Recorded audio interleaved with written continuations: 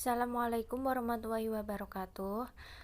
Kami dari kelompok 6 yang beranggotakan Saki Arya Widiatmoko, Sylvia Echa Marsa, Syaifa Andika Nugroho, Tabera Pinaringsi, Tasya Aulia Wulandari, dan Ulin Nikmah.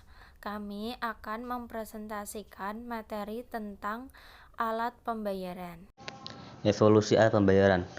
Alat pembayaran yang ada di dunia ini boleh dibilang berkembang sangat pesat dan maju. Tentu saja mengikuti perkembangan zaman.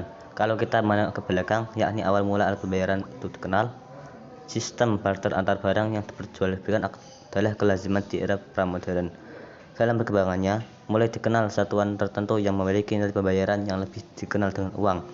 Hingga saat ini, uang masih menjadi salah satu alat pembayaran utama yang berlaku di masyarakat.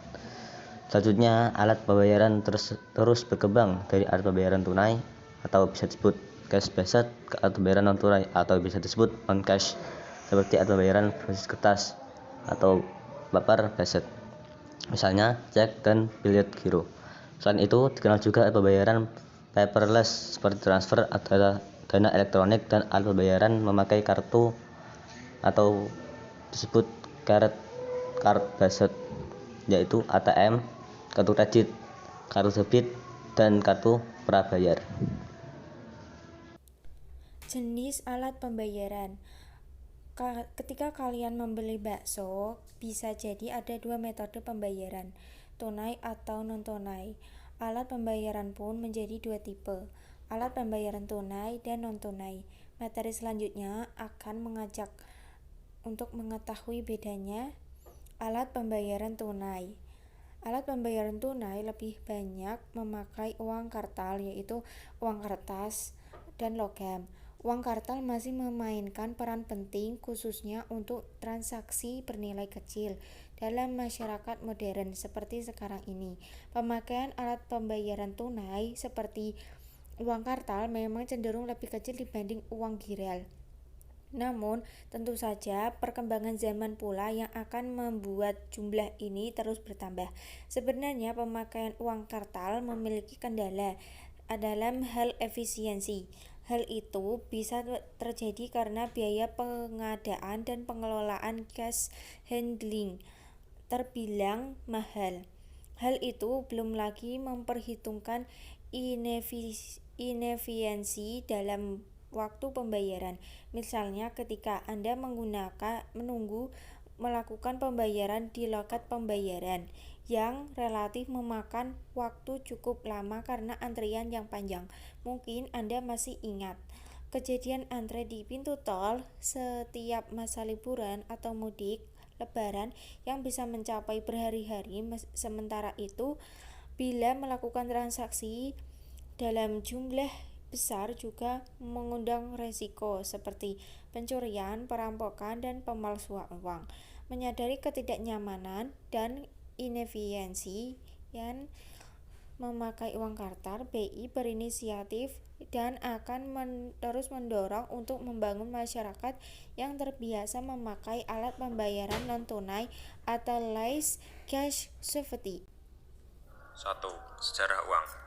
Kita mengenal beragam jenis uang dewasa ini. Namun apakah Anda tahu kapan uang pertama ditemukan? Uang dikenal pertama kali di Cina lebih kurang 2700 Silam Masehi oleh Huang atau Kaisar Kuning. Namun sejarah purba juga telah mencatat bahwa orang Assyria, Phoenisia, dan Mesir juga telah menggunakan uang sebagai alat tukar. Cikal bakal uang diawali dengan kegiatan tukar-menukar barang atau disebut dengan istilah barter. Namun seiring dengan semakin banyaknya kebutuhan manusia, maka barter mulai mengalami kesulitan. Di antara faktor yang menyebabkan sulitnya barter diantaranya adalah 1. Kesulitan untuk menemukan orang yang memiliki barang yang dibutuhkan dan mau menukarkan barangnya. 2. Tidak adanya standar nilai untuk dipertukarkan. Dengan kesulitan tersebut di atas, akhirnya cara barter pun ditinggalkan dan manusia mulai mencari alternatif benda lain untuk dipergunakan dalam proses pertukaran. Setidaknya terdapat beberapa syarat agar sebuah benda dapat digunakan sebagai uang, yakni pertama dapat diterima, kedua setiap waktu dapat ditukar dengan barang apa saja, 3. Sulit mendapatkannya. Benda-benda yang dijadikan sebagai alat pertukaran berupa kulit binatang, kerang dari laut, dan benda-benda yang memiliki syarat di atas. Benda itu kemudian disebut uang barang. Uang barang tidak dapat terus digunakan sebagai alat pertukaran. Hal tersebut disebabkan karena ada kesulitan dalam ukuran, berat, dan bentuk.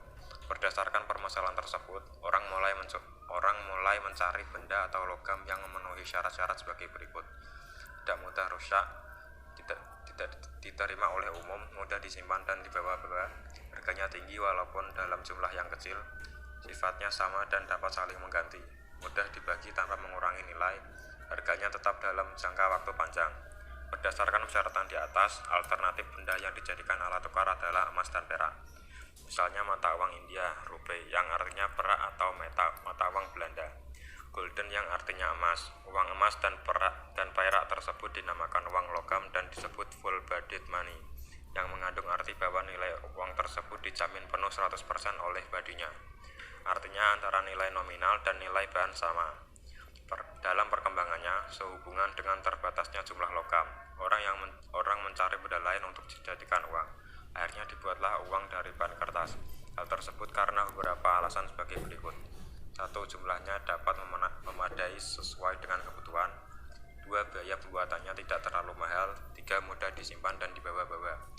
4. Penerimaan uang kertas oleh masyarakat diantaranya karena adanya kepercayaan. 2. Pengertian uang.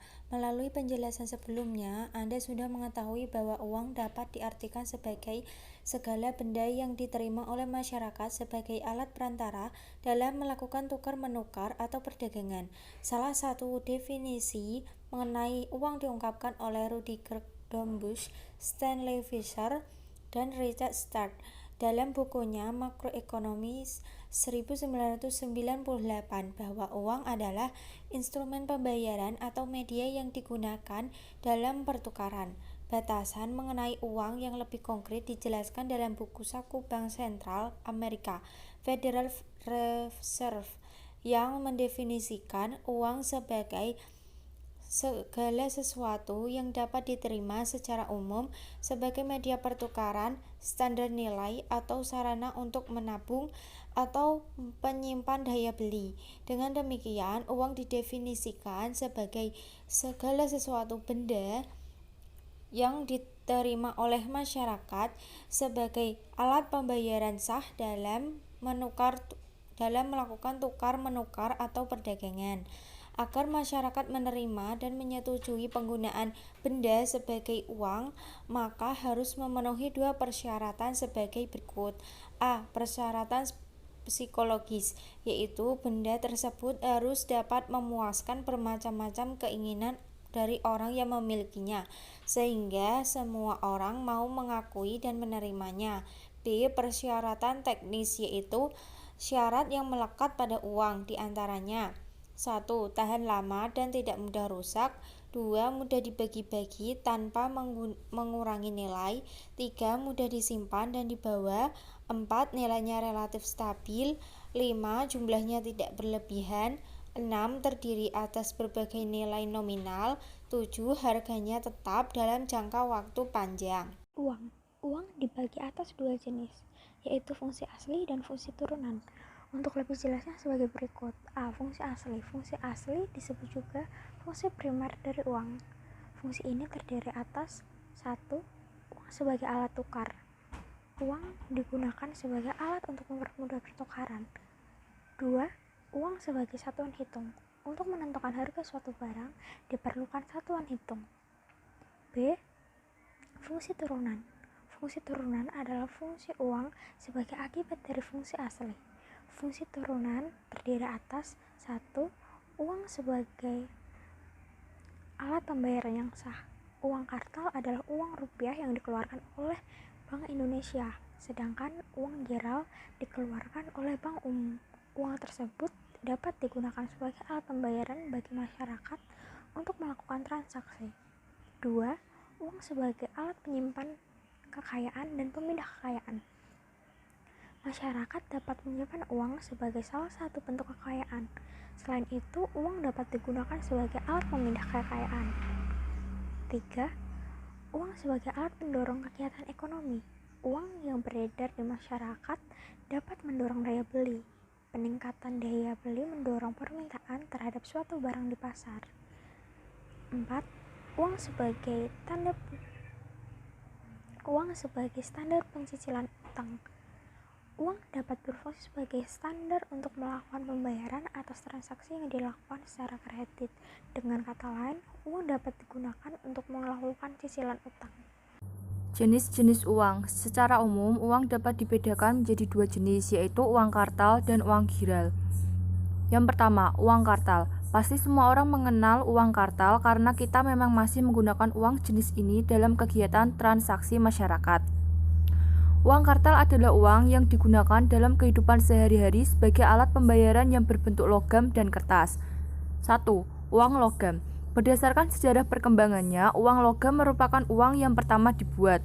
Menurut macamnya, mata uang logam dibagi menjadi 3. Yang pertama, mata uang standar full bodied money. Mata uang standar adalah mata uang yang dapat digunakan sebagai alat pembayaran yang sah, dengan nilai nominal uang sama dengan nilai intrinsiknya atau bahannya. Contohnya uang logam emas atau perak. B. Mata uang tandap atau token money. Mata uang tandap atau bercap adalah mata uang yang dapat dipakai sebagai alat pembayaran yang sah dengan nilai nominal yang tidak sama dengan nilai intrinsiknya. Contohnya uang logam Rp100, Rp200 atau Rp500. Yang kedua, uang kertas awalnya merupakan surat tanda penyimpanan yang serupa dengan deposito emas, perak, atau deposito uang logam. Pedagang menyerahkan uangnya ke bank dan bank memberikan surat bukti deposito.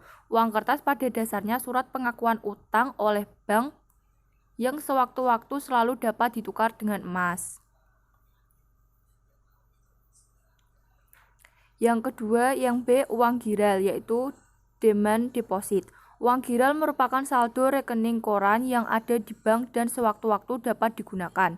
Uang giral merupakan uang yang sah, namun hanya berlaku pada kalangan tertentu saja. Contoh uang giral adalah cek dan biljet giro atau BG. Pengelolaan uang rupiah oleh Bank Indonesia. Tahukah Anda siapa yang bertugas untuk melakukan pengelolaan uang rupiah kita? Salah satu tugas Bank Indonesia adalah mengatur dan menjaga kelancaran sistem pembayaran. Kegiatan pengelolaan uang rupiah mencakup perencanaan, percetakan, pengeluaran, pengedaran, pencabutan, dan penarikan serta pemusnahan uang rupiah. Dalam menjalankan kegiatan pengelolaan uang rupiah tersebut, Bank Indonesia merupakan satu-satunya lembaga yang berwenang melakukan pengeluaran, pengedaran, serta pencabutan dan penarikan uang rupiah dari peredaran di masyarakat. Sementara itu, untuk pelaksanaan kegiatan pengelolaan uang lainnya yaitu perencanaan, percetakan, dan pemusnahan uang rupiah dilakukan oleh Bank Indonesia melalui koordinasi dengan pemerintah. Uang rusak salah satu target pemusnahan uang ini. Kegiatan pengelolaan uang rupiah dilakukan oleh Bank Indonesia untuk menjaga ketersediaan uang rupiah sebagai alat pembayaran tunai di masyarakat. Untuk itu, agar uang rupiah tersedia di masyarakat dalam jumlah nominal yang cukup dan jenis pecahan yang sesuai dengan kebutuhan masyarakat, tepat waktu, serta dalam kondisi yang layak edar, maka kegiatan pengelolaan uang rupiah harus dilakukan dengan efektif, efisien, transparan, dan akuntabel. Unsur pengaman uang rupiah.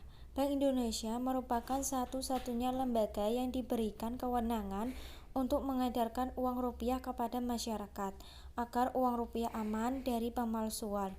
Maka Bank Indonesia menetapkan unsur-unsur pengaman pada setiap pecahan uang. Uang rupiah baik bahan uang ataupun pada waktu proses pencetakan, Bank Indonesia senantiasa melakukan penelitian dalam upaya meningkatkan unsur pengaman uang rupiah agar lebih andal dan sulit dipalsukan. Pada umumnya, pemilihan unsur pengaman mempertimbangkan dua hal sebagai berikut. A. Semakin besar nominal uang rupiah, maka diperlukan unsur pengaman yang semakin kompleks dan semakin baik. B. Untuk piah nominal besar, diupayakan penerapan satu atau beberapa unsur pengaman yang canggih yang memungkinkan hasil pemalsuan tidak sempurna. Secara umum, Bank Indonesia membagi unsur pengaman uang rupiah dalam 3 tingkatan sebagai berikut. A. Terbuka atau overt adalah unsur pengaman yang dapat dideteksi tanpa bantuan alat panca indera. Unsur pengaman ini diperuntukkan bagi masyarakat biasa agar dapat dengan mudah mengenali keaslian uang rupiah dengan cara 3D, yaitu dilihat, diraba, diterawang. Unsur-unsur pengaman yang bersifat terbuka overt yang saat ini terdapat pada uang rupiah yaitu 1. Warna uang terlihat terang dan jelas. 2. Optically variable ink atau OVI, yaitu hasil cetak dengan tinta khusus berupa logo BI dengan bidang tertentu yang akan berubah warna apabila dilihat dari sudut pandang yang berbeda. 3. Cetak pelangi atau rainbow printing, yaitu cetak pelangi dalam bidang tertentu yang akan berubah warna apabila dilihat dari sudut pandang yang berbeda. 4. Benang pengaman atau security thread, yaitu bahan tertentu yang ditanam pada kertas uang dan tampak sebagai suatu garis melintang atau beranyam. Pada pecahan 100.000 dan 50.000, benang pengaman akan berubah warna apabila dilihat dari sudut pandang berbeda. 5. Gambar tersembunyi, latent image, yaitu teknik cetak di mana terdapat tulisan tersembunyi yang dapat dilihat dari sudut pandang tertentu. 6. Cetak intaglio, yaitu hasil cetak berbentuk relief yang terasa kasar bila diraba. Cetak intaglio terdapat pada angka nominal, huruf terbilang, tulisan Bank Indonesia, gambar utama, dan lambang negara burung Garuda. 7. Kode tunanetra atau blind code, yaitu kode tertentu untuk mengenali jenis pecahan bagi tunanetra. Pada umumnya, kode tunanetra terletak di bagian muka uang di atas tulisan Bank Indonesia. 8. Tanda air atau watermark, yaitu suatu gambar tertentu pada bahan kertas uang yang akan terlihat bisa diterawang dengan cahaya. Umumnya berupa gambar pahlawan. 9. Gambar saling isi atau recto verso, yaitu hasil cetak pada bagian muka dan belakang uang yang beradu tepat dan saling mengisi menghasilkan gambar logo BI secara utuh apabila diterawang ke arah cahaya. B. Semi tertutup, semi covered, adalah unsur pengaman yang dapat dideteksi dengan menggunakan alat bantu sederhana seperti kaca pembesar dan lampu ultraviolet. Untuk unsur pengaman ini diperuntukkan bagi profesional seperti kasir bank, kasir supermarket, dan bendahara, agar dapat dengan mudah mengenali keaslian uang rupiah dengan menggunakan alat bantu tersebut. Unsur-unsur pengaman yang bersifat semi tertutup atau semi covered yang saat ini terdapat pada uang rupiah yaitu 1. Tulisan mikro atau microtext, yaitu tulisan berukuran sangat kecil yang hanya dapat dibaca dengan menggunakan kaca pembesar. 2. Tinta tidak tampak atau invisible ink, yaitu hasil cetak tidak kasat mata yang akan memandar di bawah sinar ultraviolet. 3. Tinta tampak atau visible ink, yaitu gambar tertentu yang dicetak dengan tinta tampak dan akan terlihat memandar apabila disinari dengan lampu ultraviolet. 4. Nomor seri atau serial number, yaitu nomor seri uang yang pada umumnya dibuat asimetris dan apabila disinari lampu ultraviolet akan memandar berubah warna jadi dari merah menjadi orange dan hitam menjadi hijau. C.